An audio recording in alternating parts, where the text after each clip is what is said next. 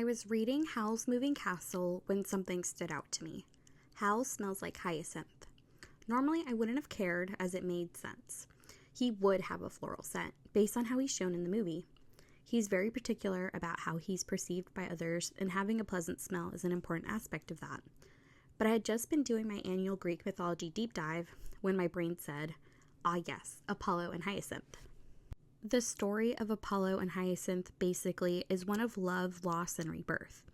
This I initially connected with his base storyline from the movie. He swallows a star, which is a fire demon, and loses his heart, a symbol we all know is heavily associated with love, and is reborn again when Sophie places it in his chest. Cool, that was interesting, except I decided to dig deeper because this goes even further in the book. Hyacinth as a flower is again associated with rebirth, but it is also associated with a sporty attitude, which, if you've read Howl's Moving Castle, Howl comes from Wales, was in a fraternity, and played rugby. He was studying magic in university, which is when he opened a portal to Ingary, where he starts his new life as a gifted wizard. It can also mean playfulness and even deep love. Howl was seen as a flirt and would chase after beautiful women until he got bored of them. He flirted with Sophie briefly on the street as their first meeting early in the book, and he chased after her sister for a large portion of the book. It was only when he looked more into Sophie's curse, got to know her better, and found her a fun challenge that he was able to see past the curse and fall in love with her. All of this research got me wanting to go down the rabbit hole on flowers used in anime because when it comes to fictional worlds, everything is added for a reason. One of my hyperfixations is learning useless information, so here's what I googled for hours for no reason whatsoever. What is symbolism? Symbolism is something that is used commonly in all forms of media. It uses representational imagery to convey deeper meanings and complex ideas using an image. Typically, this will be a concrete object symbolizing an abstract concept. When it comes to literature, it is the author's job to skillfully weave these symbols into their prose. An easy example will be the usage of an actual heart representing love. An author saying the main character's heart skipped a beat or their heart broke in reference to physical relationships starting or ending is an example of this. Someone who is described as having a cold heart might have reservations with relationships in their lives due to unknown circumstances of their past. By contrast, someone who has a warm heart might easily fall into love and friendships. And what do these metaphorical differing heart temperatures do to the storyline once these two meet? When it comes to visual media, such as anime in our case, it tends to be easier to draw an object into the scene, either with meaning to the current storyline or foreshadowing future plot lines. And usually they are not placed there at random. For example, the main character's clothing color might start off light and airy at the beginning, signifying their pureness and innocence to the world, but might later get darker as they become hardened to the world, and maybe even change to all black as they fall into the dark side and they become jaded toward the world they were tasked with protecting. Today we'll be focusing on just one category, the flower. The language of flowers has a long history in many different cultures, and Japan has a rich culture around them. The first flower I looked up were red spider lilies. Yes, this is amateur hour, sorry not sorry. An avid anime watcher will typically associate them with hell, death, and despair. Once you see these bad boys in an opening, you know those characters are going to have a bad time. The Japanese name is Higanbana, which means flower of the Higan or autumn equinox, which is indicative of the time of year they bloom, which would be from September to early October. Other names associated with it include the ghost flower and the hell flower.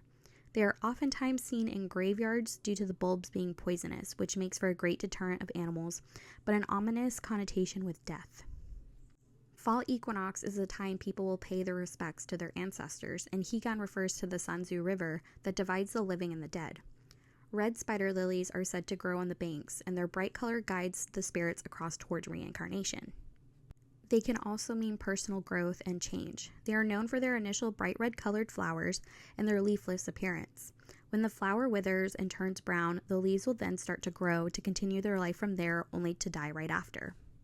Side note, one source discussed the reason for this, and I need to share. Two elves were tasked with guarding the flower, but were not allowed to meet. They met up anyway and were cursed for an eternity to never meet again, and that is why the flower dies before the leaves grow. This means that red spider lilies can be used in literature and media to symbolize renewal, change, and growth, sad or tragic memories of loved ones already gone from this world, and the beauty of a life that leads to an inevitable death, but with the hope of your soul's meeting again one day, happier and at peace. I picked Tokyo Ghoul as the example for a basic analysis. Rize is usually the one that is shown with the red spider lilies, as she is the catalyst for the first of many metamorphoses Kaneki has to go through. He physically changes into a ghoul and is forced to face and overcome his initial perspective of ghouls, and later has to kill his past self to grow both mentally and physically stronger, as this new hybrid version of himself. We see this best while he's being tortured by Jason. He starts off in a field of white carnations, which symbolize maternal love, and they slowly start to change into red spider lilies as they become tainted with Rize's influence and his abandonment of his mother's memory. She then guides him to be reborn as this new apathetic version of himself. He then goes through multiple metaphorical reincarnations as the series progresses and is usually guided by Rize. A few other anime you might have seen these flowers in are Inuyasha, Promised Neverland, Demon Slayer, and Dororo. These stories contain not only the expectation of death, but also of tragedy that can only be alleviated through death, whether that be a literal death or a metaphorical death. And the striking aesthetic of the red spider lily allows for a great visual symbol for this. Continuing on my deep dive journey, I wanted something lighter to think about after the last one. Yuri on Ice is a comfort anime for me, and I associate Blue Roses a lot with this anime. Blue roses were initially written about in poems as something beautiful and unattainable, and only something to be dreamt about. However, recent times has made them a reality.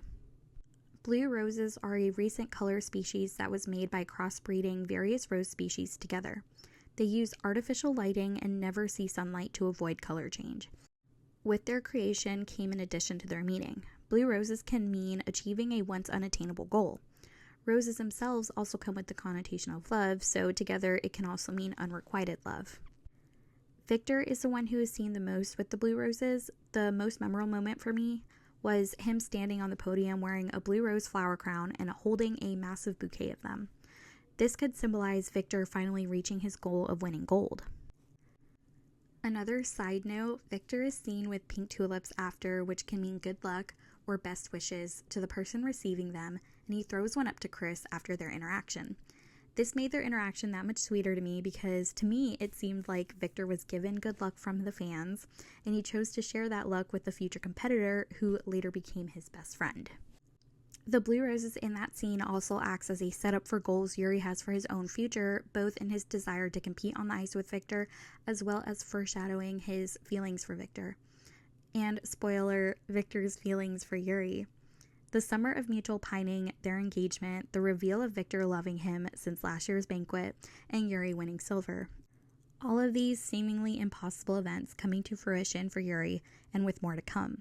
Kubo really picked the perfect flower for this show.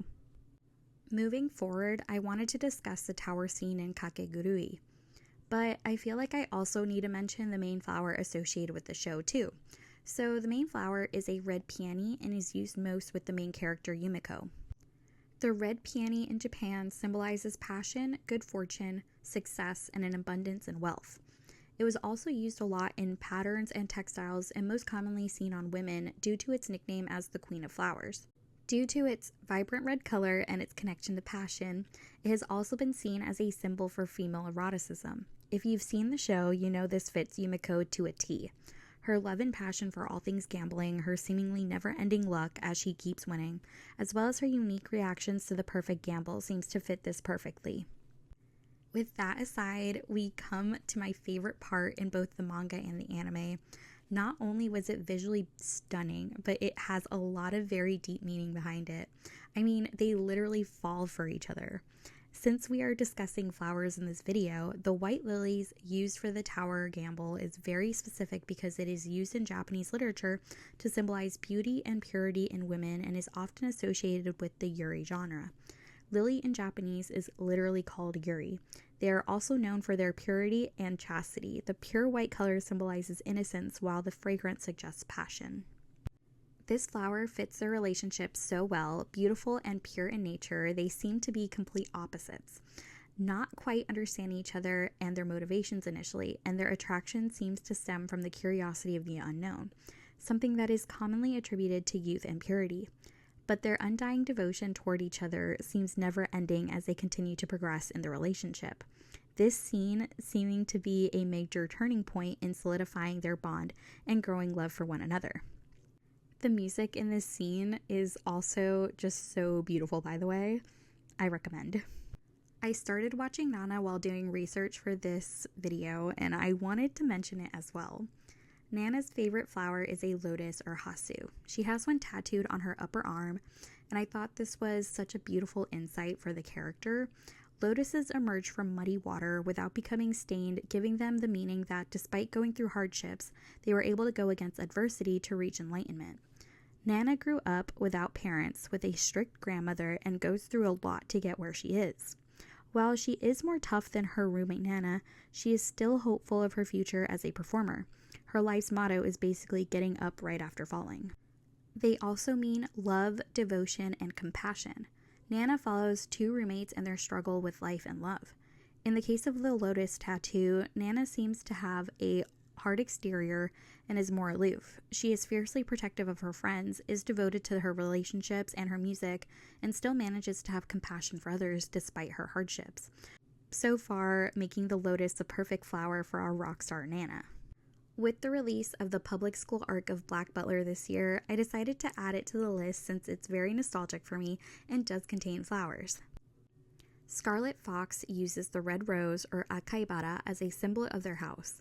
They value beauty, wealth, and status the most when it comes to their selection of students, seen with the easy picks of Prince Soma, who is absurdly wealthy, and Joan Harcourt, who is gorgeous. The basic meaning of red roses are beauty, passion, and love.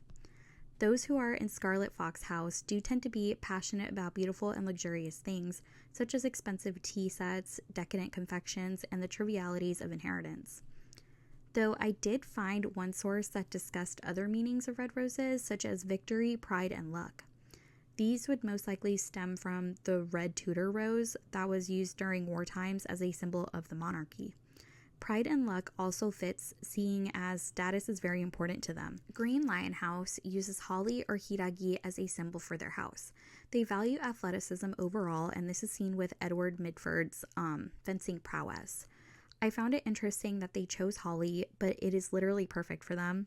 They are usually planted to ward off evil and can be seen as a symbol of renewal and protection.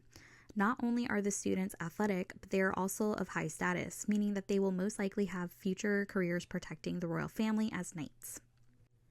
Violet Wolf House uses the purple dahlia as a symbol of their house. They value uniqueness and creativity, which can be seen with Gregory Violet's artistic abilities and eccentric personality. The dahlia represents elegance, creativity, and standing out in a crowd, which this house is definitely known for their more unusual students. Burgundy dahlias, also known as black dahlias, have a meaning of betrayal and death. This makes sense with, spoiler, the missing students being suddenly transferred to Violet House after their secret deaths. What led to the incident being the initial betrayal of Derek Arden and his posse. Sapphire Owl House uses genshin or rindo as a symbol for their house. They value intelligence, which can be seen with Ciel and Vincent Phantom Hive both being hyper-intelligent characters, as well as the ease in which Sebastian masquerades as their dormitory warden, as he is almost all-knowing. Genshin, also known as dragon's bile, was originally used as a medicine for digestion and was considered more bitter than bear bile. I weirdly thought this was ironic because knowledge can be a bitter pill to swallow, but also because of Ciel and Sebastian's method in beating Scarlet Fox House.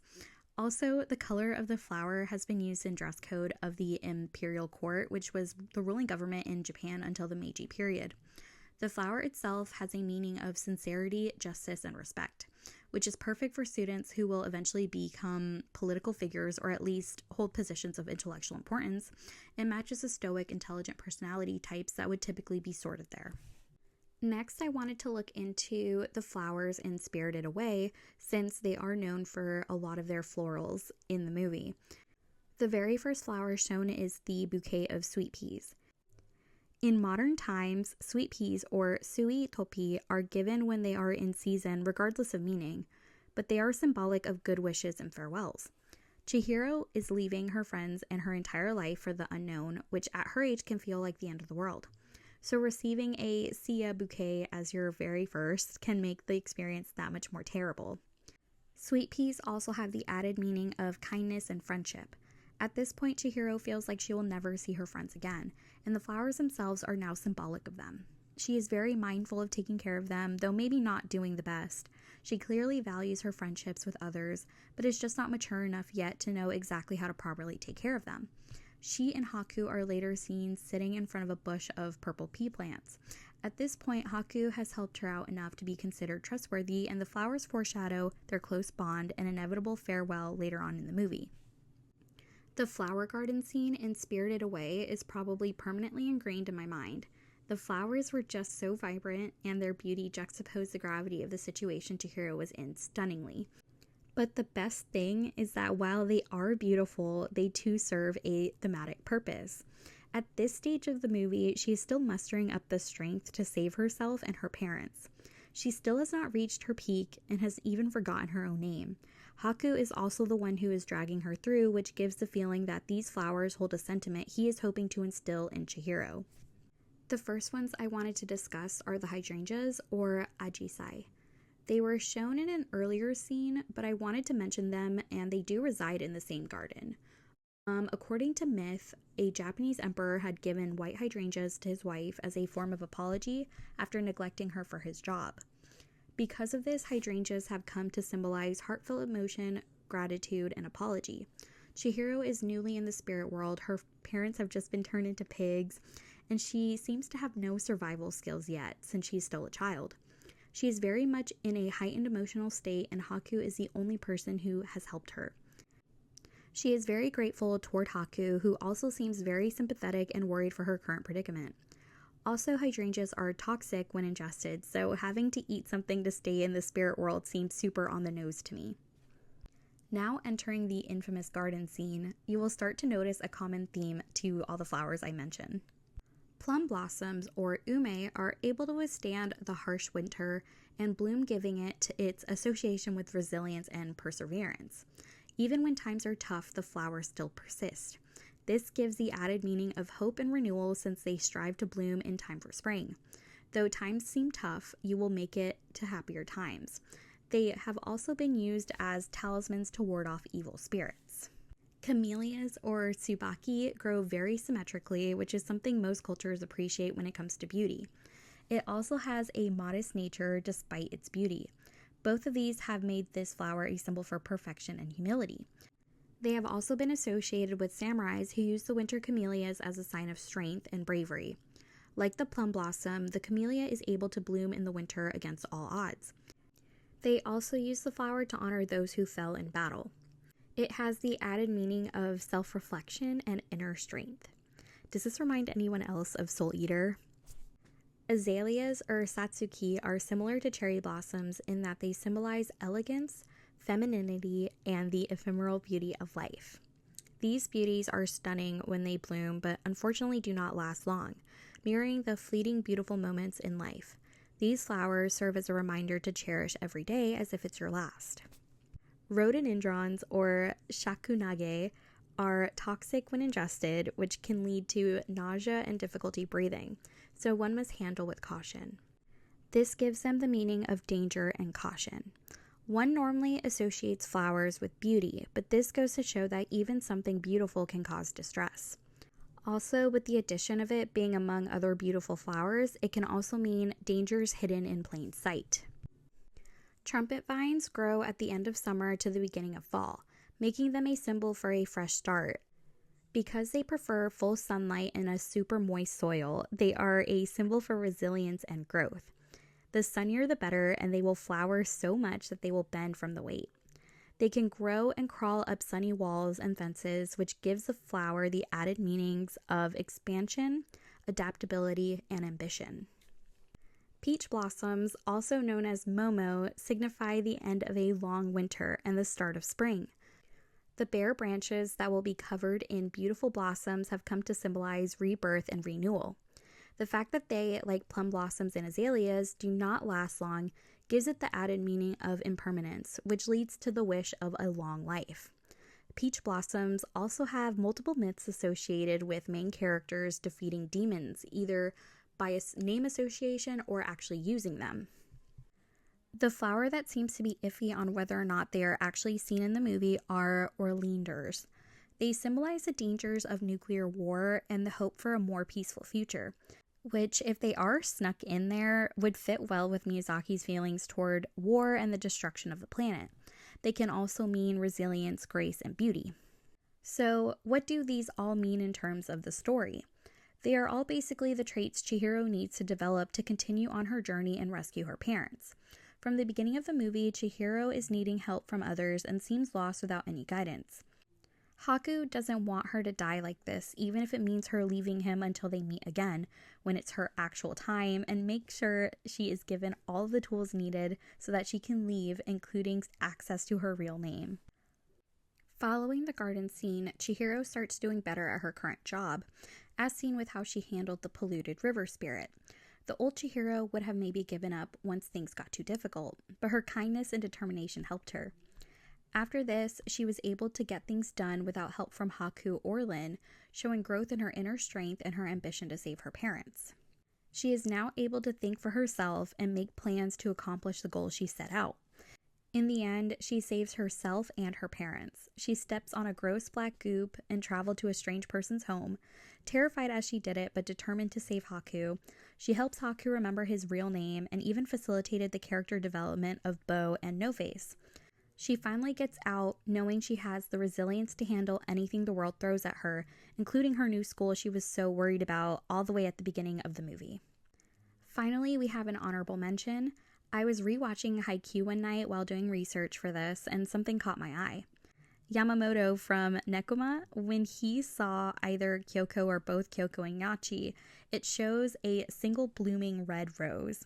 While I was looking for the meanings of red roses in Japan, I found that the number of roses is also important, and in this case, the singular red rose symbolizes love at first sight, which I thought was such a little cute detail to add in that moment. So, why is all of this important? They're going to tell you directly by the end anyway, and it's not like the average person knows what a camellia even is, and it's not like every little detail is significant to the story. You only see heavy analysis from scholars writing their thesis on a poem or on a theory YouTube channel figuring out lore, but the average watcher, no shot. But that is what makes symbolism in all forms of media so fun. It adds so much more dimension to a scene and can add insight to a character's thoughts we might not have access to until later on. It adds subtle context that only those in the know have, and it just adds that much more beauty to a work. Every time I read about a dark, brooding character pining for a bright and cheerful character, and they're being compared to the moon and the sun missing each other, poetic cinema gets me every time. I feel like not everything needs a reason, and sometimes enjoying the beauty is reason enough. Also, there is currently a media literacy crisis, so understanding symbols in the media you are consuming on a daily basis is actually very important. Or maybe one day you'll be watching an anime and notice they used wisteria and you're like, I wonder why. And then you remember that it has the meanings of longevity, good luck, success, and wisdom. And you think, I wonder if it helps them against the bad guys. And then it turns out it does in fact help against the bad guys. It's the little things that keep me going, if I'm being honest. Like, that's enough. So thank you so much if you made it to the end of this video. I really appreciate it. I do this pretty often where I will research like a random topic for hours for no reason. But I like never do anything with that information. So I wanted to try this out. This seems really fun. Like I really enjoyed the process so far. And it reminded me a lot of school, which is really fun. I love school. I actually start school again pretty soon. So I'm going to try to do maybe like one a month, maybe 2 a month, something like that, something manageable just for funsies. Let me know if you know of any other flowers in anime. Like I wanted to talk about the colors of like Oran, the roses from Oran, but I feel like I talked a lot about like like different roses. Like I already talked about blue and like red. So I felt like going through each flower color for Oron High School like host club members would have been like too much. Also, I wanted to go into depth with Howl's Moving Castle, like the flowers are in the field. But those are like very stylized, and there's no consensus on exactly what kind of flowers they are. So, and some of them also seem like fictionalized flowers, so I didn't want to go too into depth with that.